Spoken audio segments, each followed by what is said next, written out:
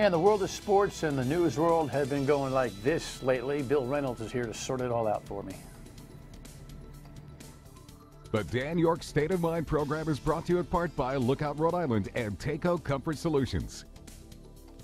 And for you, you know, it's an awesome thing anytime I get a chance to bring Bill on because, you know, he writes to you every Saturday morning, and of course all during the week. But that column on Saturday is such a staple of the environment. I think, frankly, it probably keeps the Journal primarily in business on Saturdays. But, you know, he's got a lot of insight on the basketball stuff, and this whole athlete kneeling thing and everything else, I think, is something that we could use his perspective on. So that's what we're doing tonight on a Friday evening. And by the way, I'm nothing but a dumb jock anyway, so if I can talk sports, I'm happy on a Friday evening. Let's take a look at what started all that mess now a couple of weeks ago with the president's remarks, remember?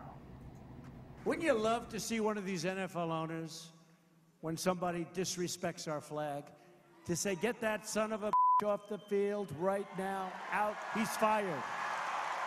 He's fired! I like Bob very much, he's my friend, but he gave me a Super Bowl ring a month ago, right? So he's a good friend of mine, but and I want him to do what he wants to do, but we have a great country. We have great people representing our country, especially our soldiers, our first responders, and they should be treated with respect. So, of course, the first remark, and then that was the president reflecting on Bob Kraft, expressing his discontent with the president's words. And we all saw the protests and the various ways that athletes were expressing themselves. And on the first weekend, of course, you know, all locked arm in arm with management, coaches. That has somewhat subsided over the last week, and I'm sure this weekend it'll somewhat subside. We tape our Friday programs on Thursday afternoon, so we're not in a space to talk about the outcome of last night's game with Tampa Bay, but it's a broader conversation anyway. Thank you, my friend, for coming. Good to see you. Good to be here.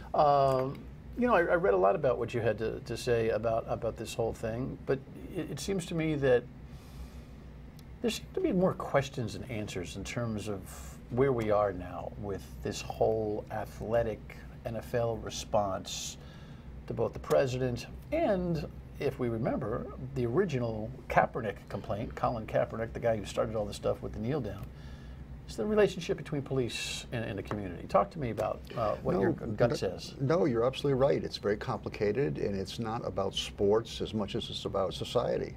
And we're living in a very tumultuous time. And we have a very divisive president, one way or the other. And I think that athletes, the whole black athlete thing is complicated because these are the ones who have made it. These are the ones who have made it through society, but most of them come from the same backgrounds, the same neighborhoods that the people in Black Lives Matter are coming from. So it's extremely complicated. It goes right to the crux of who we are as a society and what we're trying to do and all of those things. I mean, it's way beyond sports. And I think sometimes it gets confusing when the athletes are trying to make a mobilized statement that is going to be divisive by nature, because as soon as you do that, you're going to have a large percentage of the American people who don't like it. For whatever reason, they don't like that. So, I mean, it's complicated. It's just what you said. Sports fans with gut reactions that they don't want politics to interfere in. They don't want politics to interfere in their sports.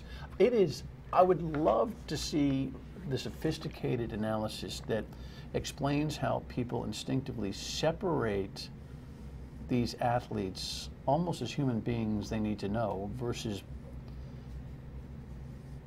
chips on a table or pawns on a table, or it's almost as if the sports fan has dehumanized the athlete because they don't want to know the athlete. It's exactly what's happened forever in Hollywood.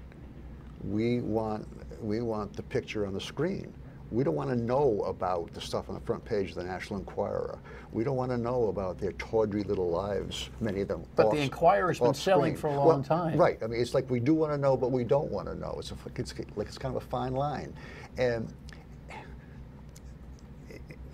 I mean, racism is so complicated.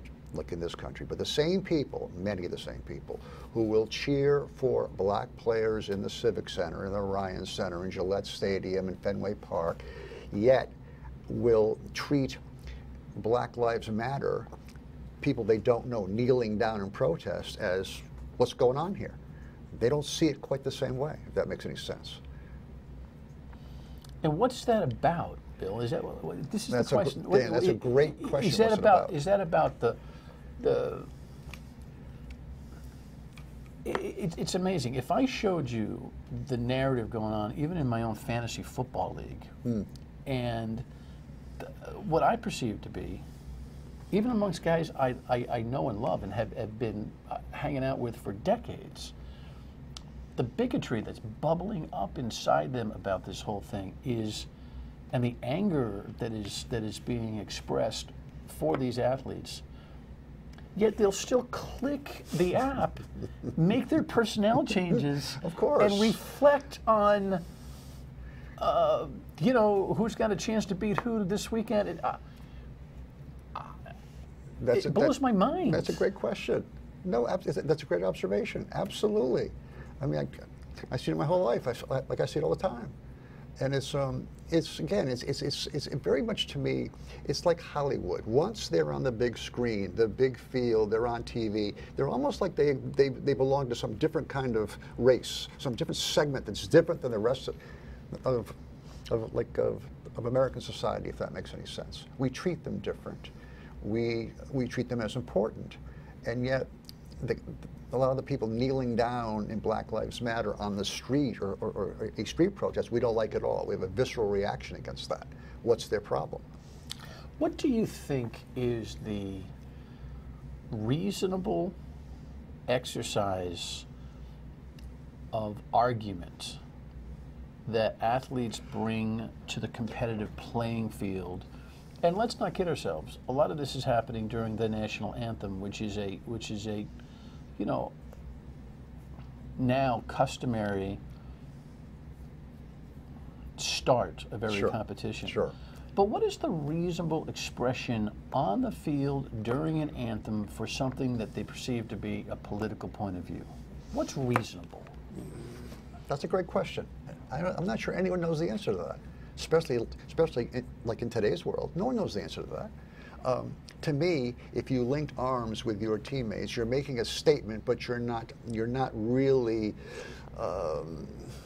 violating the ethos of the anthem, if that makes any sense. The linking of the arm thing is really fascinating because guess what? The URI Rams, I notice this because I do the public address and I'll introduce the national anthem, and they always, and sometimes opposing teams, lock arms. Sure. And I've always thought that to be, they're respectful. They're looking at the flag. It's kind of like, hey, we're together. We're ready to, we're here to play together. I've never seen a political aspect to it. Then it became political. But I thought it was much more, we have to distinguish between those who have knelt and those who have made a statement about the national anthem based on the Kaepernick-ish type of police and community relationship, and then the president getting in the middle of it, and then responding to him calling them SOBs. That unification thing, I think, was more about a response to the president getting off than it was the original political issue. I agree with that. I think that President Trump is the one who politicized the whole thing. And then those fans who can't excuse the players for doing that, or say they can't excuse. By the way, attendance wasn't down the following week, was it? Of course not. No. Are they just part of the Trump base, or? I think it's more than that. Most Americans are uncomfortable with it, but I don't know that they're going to stand on their head and not watch a game anymore. No. But I think there's number one, obviously, we are a divided society. That's extremely apparent. And yet everybody right now is so hypersensitive to anything. And it's an amazing time to live in right now because it's all in flux. And every time it seems to me that Trump opens his mouth, he ratchets it up a little bit. You chronicled so many individual lives. Your essays and following players of all shapes, sizes, creeds, colors, genders stands on its own. You've got to know athletes as people. That's part of what you've always tried to do, to tell their people story. Totally. I really, at this stage of my career, I don't have a whole lot of interest in the games themselves. I mean, I like the games and stuff like that, but that's not what drives me. People come to you. The feedback in your books and your columns, I'm sure, is very, very intense when you tell people stories. They like to hear the people stories. I think we all want to do that. Yet when they behave like people, it gets more complicated. It gets more complicated. I think we're funny with athletes as a society. We want them, or celebrities in general, we want them to be kind of what we want them to be. If you're a football player, you go out and play football. You're an actress, you look cute on the screen. We don't really want to know a whole lot of what they think about things, because then it gets a little more complicated, because they may not think the same way we think. So now, like, wait a minute, I like this person and really respect them, and yet now it gets much more complicated, if that makes any sense. Does white America, and there is a white America, does white America have a deep conscious, maybe not overtly, but kind of conscious problem with the idea that most major college and professional teams, other than motor racing and like, are now black or people of color? I think so. And undefined, it doesn't come out until something like this provides the opportunity. It's almost like, as a group, we will accept that as long as they're kind of playing by our rules. And our rules are, you stand up for the national anthem, and our rules is, if you're on scholarship, you don't complain because you're going to college for nothing. And our rules is, if you're a major league athlete, what are you complaining about? Because you're getting paid to play a game, which we would all love to have done once upon a time. Right. So that feeling is for whether you're white or black. Sure. Yeah. Sure. And so as long as they are kind of, black athletes we're talking about, kind of in the boxes we want them to be in, we're fine with it. It's when they get out of that little box that we have kind of put them in our mind, and then it gets more complicated, infinitely more complicated. We'll leave that there. When we come back, a guy he really admires is jammed up right now. We'll talk about it next.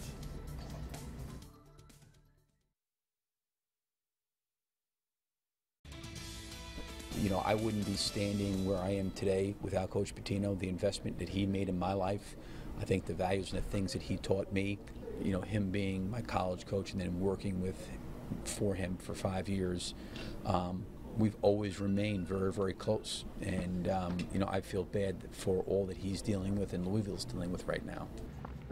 Well, Billy Donovan, who's got so much, history here in Providence, and of course Rick Pitino, who does as well, right from here to the NBA, and what a storied life he has led in sports. And Bill has, written his book, and well, 2 books. One did well, one didn't, right? Isn't that more or less? When he was hot, it did well. When he wasn't hot, it didn't. But he's jammed up right now, and has lost his job at Louisville because of this investigation from the Federal Bureau of Investigation on the transactional stuff going on between athletic shoe companies and who want marketing juice for key players who, when they come through college, arrive on the pro scene, and there's money, and there's, holy cow. Yeah, the whole thing. Let's put Rick aside for 1 second. The whole thing is so corrupt at every single level. To me, when you are known, you're a university, a major university in this country, and you are referred to colloquially as a Nike school or an Adidas school, what's that about? So you're going to take this money, and your coach is going to make $1 zillion because your team wears a certain shoe. So you are so any innocence you had once upon a time, which is probably not a whole lot anyway in college, big time college sports, but it has been so bastardized and so corrupted that it's obviously what happened to Rick surprises me, because I know him very well and for a long time. And I didn't think he would be that, whatever the word you want to use is, stupid, reckless, whatever. But it is beyond my comprehension. Have you talked to him? I am trying to. He's in seclusion. I don't blame him. But it's not like this is a young coach on the way up and he's looking to make a big score, which they all are. That's the business. This is someone who is in the Basketball Hall of Fame. He has more money than whatever, and he's involved in this kind of thing. I mean, it doesn't make sense to me. I'm not saying that the charges aren't accurate. How deep whatever. do you think this is? I talked to one think it's college basketball coach, deep. not here, not in the region, who tells me this is the tip of the iceberg. That this thing, if they keep going, they're going to find the problems all throughout collegiate basketball. Oh, I don't doubt that for a minute. It's only been, I don't know, you lose track of the decades here. 20 years, 30 years, 20 years, where this whole proliferation of these sneaker companies into the game. And it's with the amount of money they throw around to schools, to coaches, to anybody. I mean, are we shocked that it's corrupt? Are we kind of shocked at this? If you looked at the whole history of the amazing amount of money floating around out there, all in the name of what? Amateur sport, and things don't get corrupted? That would be the real story if they didn't get corrupted. Is there a solution? That's a great question. The solution, I would think, again, it's complicated. Get the sneaker companies out of this. Get them out. Prohibit NCAA schools from making exclusive deals with sneaker companies? Right. If your players want to go buy Adidas down the corner, that's fine. Whatever. Give them the money to go buy it. Whatever. Whatever. But I mean, these deals where a sneaker company is giving millions and millions and millions of dollars to a school. What, Louisville got 160 million or something like this? Something crazy. We can't be all naive to think that kind of money isn't going to corrupt somebody along the way. It's just too much money. And this is all in the pretense of amateur sports. It's ludicrous. I just wonder what the legal and constitutional arguments would be against the commerce, prohibiting the commerce for schools to do that kind of business. It's an interesting legal question. Yeah, see, I flunked that course. Yeah, so I didn't take me that. too. Me too. If this becomes a one-off and the investigation just kind of stays where it is, it's forgotten. Right. If it blows up, Right. it's I a think huge I thing think it's demanding a solution. I think it's got the potential to blow up. Rick Pitino is too big a name for it not to. It's not going to end with him. If he's involved to the extent that he's allegedly is, he's not the only one. Absolutely not. And every coach I know has a sneaker contract. All of them. All of them. Right.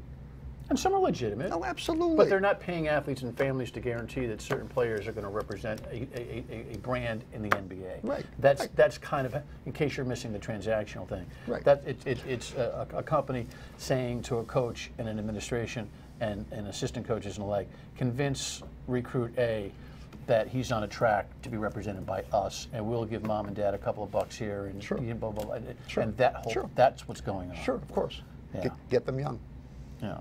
So at the same time, when we ask these questions, or I do, we come back to the next segment and ask, how are these programs going to do this year? We'll be right back.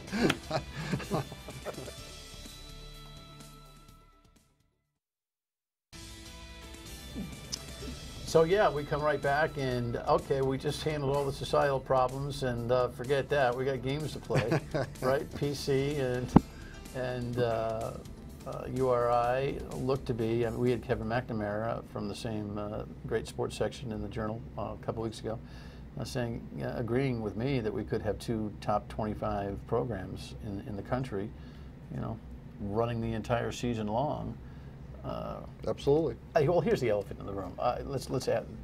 Do you think if we say this could be all over college sports, do you have any feeling that PC or URI have any issues, a la the Pitino thing?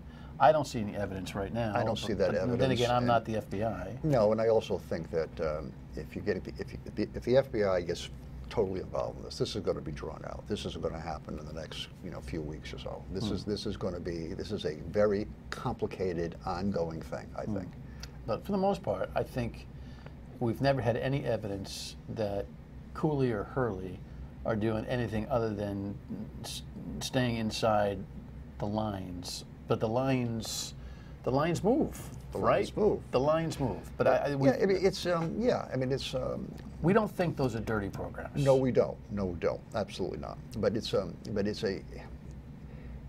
the problem is, the larger problem, that the system has become more corrupt over the past generation. And if program A and B is doing and getting away with, others, look at it and say, how do we compete against that if we don't behave that way? Absolutely. I mean, sure. And think of it this way.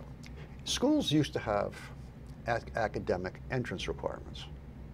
That's taken over by the NCAA X amount of years ago. If you now, it doesn't matter what kind of a student you are, what your high school transcript says. If you're a qualifier, which is determined by the NCAA, you're eligible to play.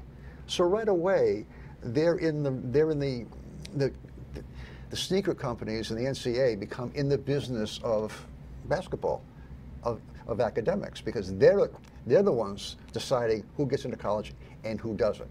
And if you talk to these coaches, even Dan Hurley or Ed Cooley, privately, they will tell you that the system is a hard one to navigate. It's a hard one to navigate. Oh, I don't doubt that for a minute. Given that, we have a minute or so here, do you concur that both these programs could really be very entertaining this winter? Absolutely. I'm looking forward to it. Yeah. That's the thing. I mean, it's like, we all go to the circus. Who cares what they do with the monkeys, right? But we are, as a society, myself included, we are addicted to events, and we want good games, and we don't really, for the most part, look behind the fence too often, do we? No, but if you do it to the elephants, that's the end of the circus. Well, I understand that. You know what I mean? It's interesting because it depends on what either randomly or purposefully hits the hot button of value system for absolutely. The marketplace. No, right. I don't know. And I think that college basketball, I think, is at a very, very precipitous time in its history right now. And they've got to resolve this sneaker thing, and they've got to resolve this money thing. And this it's too much out in the open now. Yet we'll probably have one of the biggest atmospheres first weekend of December when URI and PC do battle at the Ryan Center. I can't wait. You'll have front center. I'll have front center. Right. You should have front and center. Right. If there's a ticket left, Right. I doubt it. No, you ought to try to get one. That's the reality of it. And fan support is really important. PC has it. URI is growing it. It's trying to get it. And with it, they'd be even more impactful, don't you think? Without question. Without question. When that place is loud, it's hard to play. Yeah, no, believe me, there's no bigger college basketball fan in the country than I am. Like, I love it, and I love the spectacle of it. I love the games. I love the players, the coaches, all of it.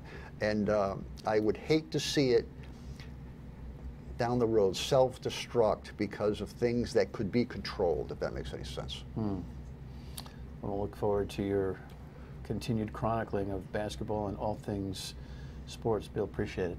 Okay, Dan. As always, final word when we come back. Stay with us.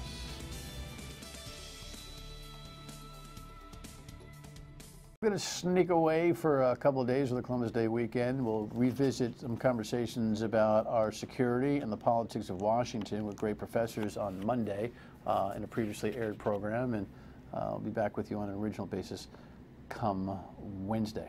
All right, so you have a great Columbus Day weekend. Get to the Hill, enjoy the culture and the wonder of Providence. There's so many things going on this weekend. The Situate Festival, it's a great time to be up and kicking. October, fall, Columbus Day weekend. Enjoy. Don't forget to tune into us each weekday at 3 till 6 on WPRO as well. Thanks so much for watching. Have a great night.